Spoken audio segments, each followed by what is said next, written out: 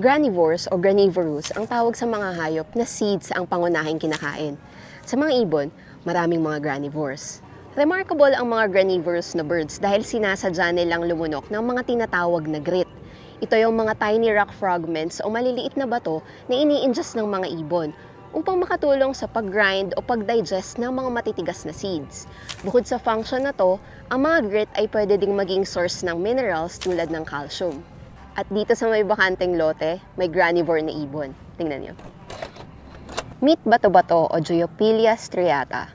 Madalas na namamataan ng mga bato-bato na nagfo-forage sa lapag ng mga damuhan, bakanteng lote, at maski sa mga tabing kalsada. Mga maliliit na buto at minsan ay mga insekto ang kanilang pagkain.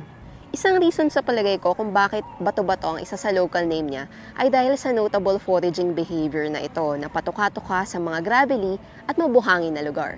Another probable reason ay ang kanyang kulay na tumutulong sa kanyang mag-camouflage.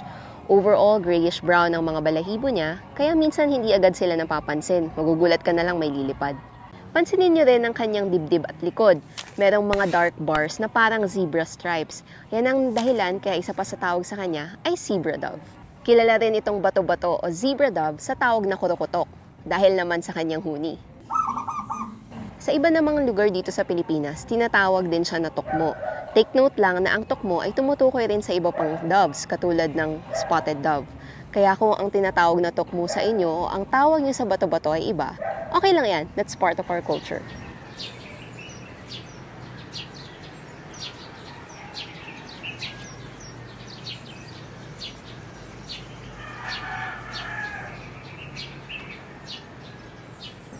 Ayun, kayo ba? Anong granivorous birds na ang kilala niyo?